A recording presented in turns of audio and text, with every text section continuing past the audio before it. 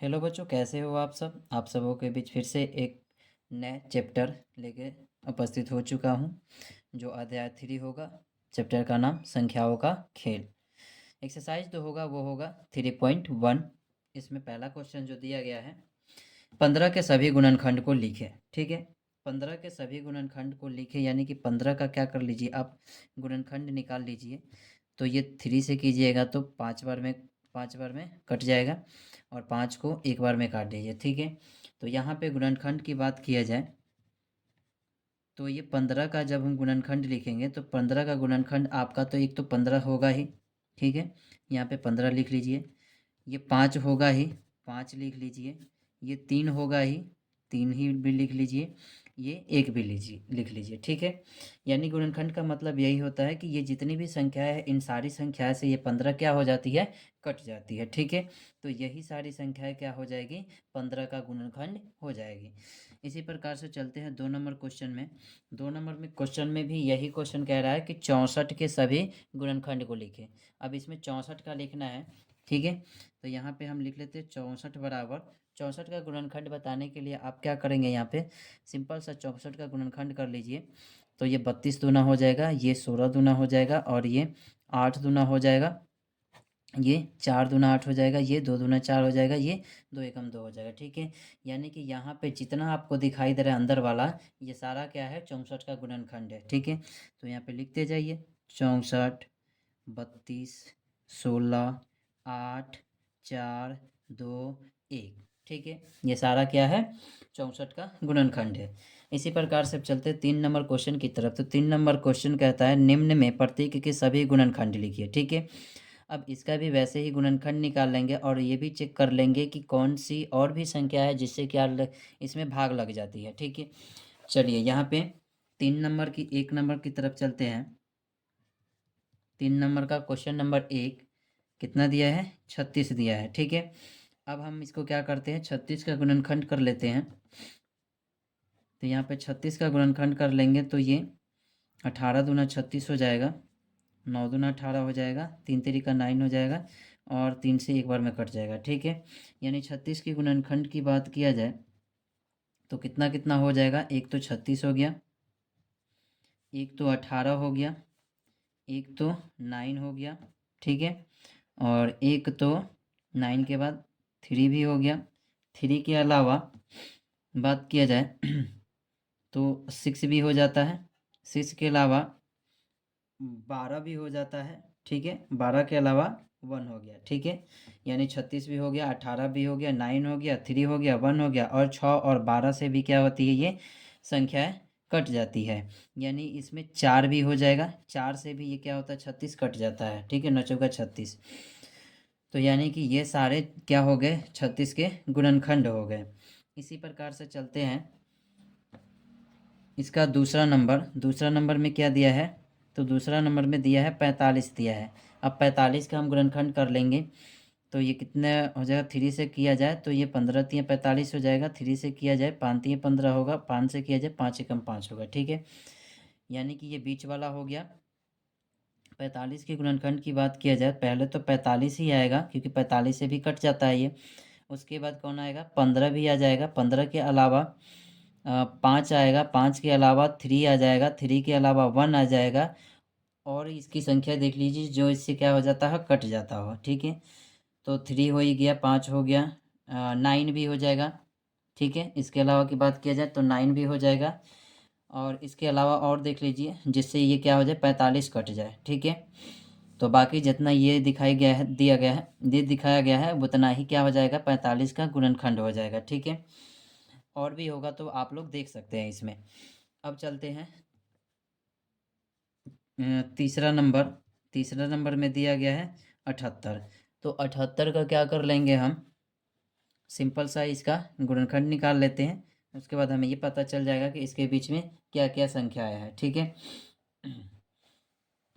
अब यहाँ पे बात की जाए 78 को जब हम गुणनखंड करेंगे तो ये 3, 9। ठीक है, और ये कितना हो जाएगा, 3 दूना 6 और 9 दूना 18। ठीक है, 18। अब ये 33 39, 13 से करेंगे तो 3 बार में ये कट जाएगा, और 3 को करें तो 1 बार में ये कट जाएगा, ठीक है। यानी कि 78 की बात किया जाए, कौन कौन से गुणनखंड हो सकते हैं 78 के, तो 78 की बात किया जाए तो एक तो 78 हो जाएगा। 78 के अलावा बात किया जाए तो ये 39 भी हो जाएगा, ये वाला 39 भी हो जाएगा। 39 के बाद बात किया जाए तो ये 26 भी हो जाएगा। 26 की बात किया जाए तो ये 13 से भी कट जाएगा। 13 के अलावा बात किया जाए तो ये 6 से भी कट जाएगा। 6 के अलावा बात किया जाए तो ये 3 से भी कट जाएगा। 3 के अलावा बात किया जाए तो 2 से भी कट जाएगा। 2 के अलावा ये 1 से भी कट जाएगा, ठीक है। तो ये 78 के सभी क्या हो गए, गुणनखंड हो गए। इसके अलावा हम चलते हैं क्वेश्चन नंबर 4 की तरफ। इसके 4 में दिया कितना गया है, तो 125 दिया गया है, ठीक है। 125 का गुणनखंड कर लेते हैं हम। तो ये 25 25 कितना हो गया, 125 हो गया। 50 25 हो गया, ठीक है। और 5 एकम 5 हो गया। इसकी बात किया जाए 125 का गुणनखंड कौन कौन से हो सकते हैं, तो 125 के गुणनखंड में बात किया जाए तो आपका 125 हो जाएगा। 125 के अलावा 25 हो जाएगा, और 25 के अलावा 15 भी हो जाएगा। 15 के अलावा 5 भी हो जाएगा। इसके 3 नंबर के क्वेश्चन 5 की तरफ कि 144 दिया गया है, तो 144 का गुणनखंड निकाल लेते हैं। तो 2 से करेंगे तो 7 दूना 14 हो जाएगा, और 2 दूना का 4 हो जाएगा, तो 72 हो गया। और 72 को 2 से काटा जाए तो 3 दूना 6 हो जाएगा, और 6 दूना 12 हो जाएगा। फिर 2 से किया जाए तो 18 बार में कटेगा, और फिर 2 से किया जाए तो 9 बार में कटेगा, और 3 से काटा जाए तो 3 बार में कटेगा, और 3 से 1 बार में, ठीक है। यानी कि 144 के सभी गुणनखंड की बात किया जाए तो आपका 144 तो रहेगा ही। 144 के अलावा बात किया जाए 72 हो जाएगा। 72 के अलावा बात किया जाए तो 48 हो जाएगा। 48 के अलावा 36 हो जाएगा। 36 के अलावा की बात किया जाए 24 होगा। 24 के अलावा बात किया जाए 18 होगा। 18 के अलावा बात किया जाए 16 होगा। 16 के अलावा बात किया जाए 12 हो गया। 12 के अलावा बात किया जाए 9 हो गया। 9 के अलावा बात किया जाए 8 हो गया। 8 के अलावा बात किया जाए तो 6 हो जाएगा। 6 के अलावा 4 हो जाएगा। 4 के अलावा 3 हो जाएगा। 3 के अलावा बात किया जाए 2 होगा। 2 के अलावा 1 हो जाएगा, ठीक है। तो ये सभी क्या हो जाएगा 144 का गुणनखंड हो जाएगा, ठीक है। अब चलते हैं क्वेश्चन नंबर 4 की तरफ। तो क्वेश्चन नंबर 4 क्या कहता है, क्वेश्चन नंबर 4 कहता है कि 14 के 14 के गुणज लिखे। 14 का गुणज लिखने का एक ही तरीका होता है कि आप उसका पहाड़ा लिख दीजिए, ठीक है। क्या होता है, आप उसका पहाड़ा लिख दीजिए। यानी कि 14 का पहाड़ा आपको आता है वो लिख दीजिए, 14 का क्या हो जाएगा, गुणज हो जाएगा। तो 4 नंबर में क्या कह रहा है कि 14 के गुणज लिखें। 14 के गुणज की बात किया जाए तो ये 14 का पहाड़ा आपको लिख देना है। 14 का 14 कोमा में दे दिए। 14 दूना 28, 14 तिया 42, 14 चौका 56, 14 5 70, 14 छक 84, 14 सत्ते 98, 14 8 1500, 14 नवा 2600, 14 दाँ के 1। अब क्वेश्चन नंबर 5 की तरफ।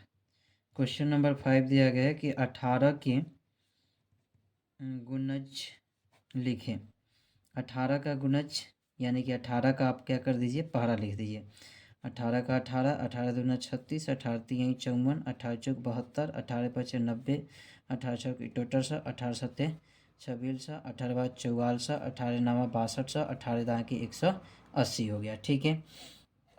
तो ये क्या हो गया, 18 का गुणज हो गया। अब चलते हैं क्वेश्चन नंबर 6 की तरफ। क्वेश्चन नंबर 6 में क्या कहता है, तो क्वेश्चन नंबर 6 में देख लीजिए, निम्न में प्रत्येक के पहले 5 गुणज को लिख लीजिए, ठीक है। प्रत्येक का 5 गुणज यानी कि 6 नंबर का 1 में दिया है। 1 नंबर क्वेश्चन में क्या दिया है, 4 का लिखना है 5 गुणज। तो 4 का 5 गुणज यानी कि 4 का पहाड़ा 5 हली पर दीजिए। तो 4 का 4, 4 दूनी 8, 4 तीन 12, 4 चौका 16, 4 पचे 20, आंसर हो गया। दूसरा नंबर में दिया है 12 का 5 गुणज लिखिए। 12 का 5 गुणज क्या हो जाएगा, 12 के 12, 12 दूना 24, 12 तीन 36, 12 चौक 48, 12 पचे 60, ये 12 का गुणज हो गया। इसी प्रकार से आपको क्या करना है, 30 का गुणज लिखना है। 3 नंबर में 30 का 5 गुणज लिखना है। तो 30 एकम 30 हो जाएगा, 30 दूना 60 हो जाएगा, 30 तिरिका 90 हो जाएगा, 30 चौका 120 हो जाएगा और 30 पचे 150 हो जाएगा। ठीक है, तो ये 5 गुणज हो गया किसका, 30 का। 4 नंबर में कह रहा है 24 का क्या करिए आप, 24 का 5 गुणज लिखिए। तो 24 एकम एक 24 हो जाएगा, 24 दूना क्या हो जाएगा, 4 दूना 8 और 2 दूना 4, 24 दूना 48, 24 तियाँ कितना हो जाएगा, 2, 3, 24 तियाँ 72 हो जाएगा, 24 चौका कितना हो जाएगा, 6, 96 हो जाएगा और 14 पचे कितना हो जाएगा, 0, 120 हो जाएगा। ठीक है, तो ये 24 का क्या हो गया, 5 गुणज हो गया। इसी प्रकार से 5 नंबर में कह रहा है कि 50 का 5 गुणज लिखिए। तो एक खुद 5, 50 से कम 50 हो जाएगा और 50 दूना कितना हो जाएगा, 100 हो जाएगा, 50 तियाँ कितना हो जाएगा, 150 होगा, 150, 50 चौका 200 हो जाएगा और 50 पचे कितना हो जाएगा, 250 हो जाएगा। ठीक है, तो ये हो गए 50 के 5 गुणज हो गए। ठीक है, इसी प्रकार से क्वेश्चन नंबर आगे